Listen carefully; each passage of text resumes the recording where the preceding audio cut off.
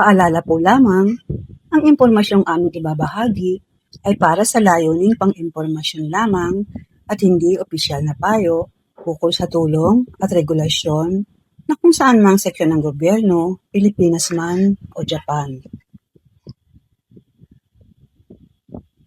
Mga anak ng Hapon na may special needs na nais manirahan pa din sa Japan, ngunit wala ng komunikasyon sa ama. Marami pong Pilipinang ina ang may anak na may special needs na nasa Pilipinas at nais sanang madala o makapunta sa Japan para sa mas magandang kinabukasan, suporta, edukasyon o gamutan. Ngunit para sa iba, nagiging napakahirap ng sitwasyon, lalo na kung wala ng komunikasyon sa amang Japanese, walang suporta o sustento. Hindi kasal ang mga magulang, walang legal acknowledgement, at pati ang ina ay nasa Pilipinas din at wala ring visa sa Japan.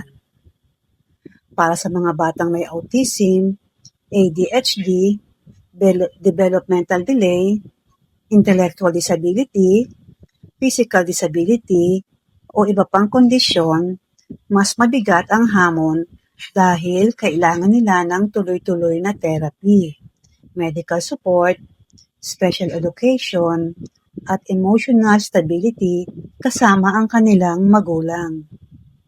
Ano ang karaniwang problema? Kadalasan pong kinakaharap ng mga ina ay hindi na matagpuan ng ama. Walang contact number o address. Walang hawak na Japanese documents. Walang kosekitohon. Hindi nakapangalan ng ama sa records. At walang sponsor o guarantor sa Japan. Sa Japan, mahalagang basihan ang legal recognition ng bata, acknowledgement ng ama, at records tulad ng family registry o koseki. Kapag walang mga ito, nagiging mas komplikado ang proseso ng visa o pagpasok sa Japan. Maaari pa bang makapunta sa Japan ang bata? Ito po ay depende sa sitwasyon.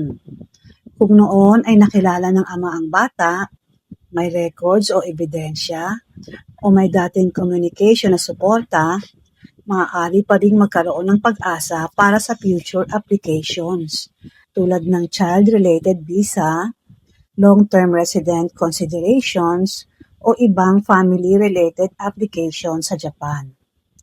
Hindi man madali, may ilang kaso na sinusubukan pa rin ng mga ina, lalo na kung menor de edad ang bata at may sapat na patunay tungkol sa ama.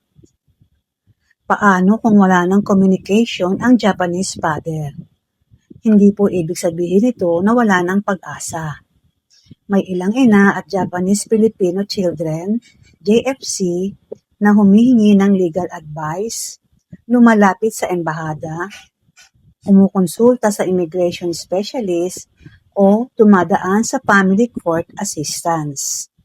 Sa ibang sitwasyon, ginagamit ito bilang ebidensya tulad ng lumang pictures, chat messages, remittance, dating address ng ama, workplace information, passport copy, testimonya ng kakilala, at iba pang records na magpapatunay ng relasyon nila. Mahalaga ang mga dokumento ng bata. Isa sa pinakamahalagang hakbang ay ang pag-ipon at pag-aayos ng records tulad ng birth certificate, school records, medical records, old photos kasama ang ama, acknowledgement papers kung meron, at anumang Japanese information ng ama. Kung may special needs ang bata, mahalaga ring ihanda ang diagnosis, ang therapy documents, ang SPED records, medical certificates, at rekomendasyon ng doktor. Makatutulong ito hindi lang sa visa process, kundi pati sa pagpasok sa school sa Japan, medical support, at welfare assistance kung sakaling makapunta sa Japan sa hinaharap. Paano kung wala ring visa ang ina?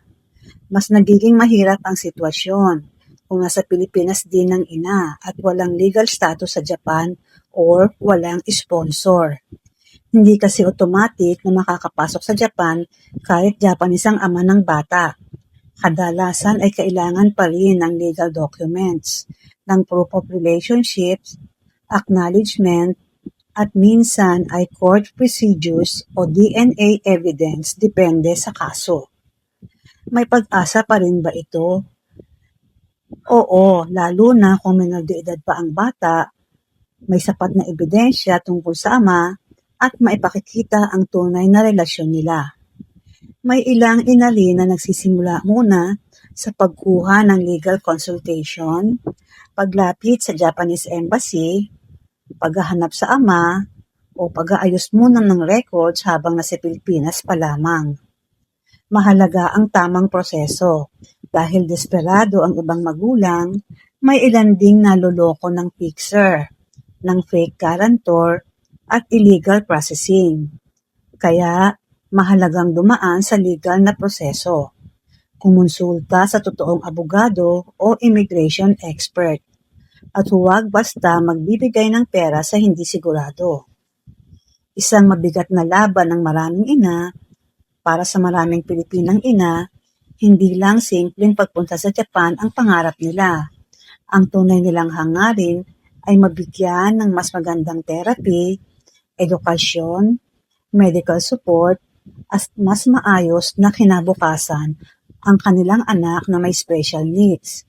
Kahit sila lamang mag-isa ang lumalaban at wala ng ama na tumutulong o kumakausap sa kanila.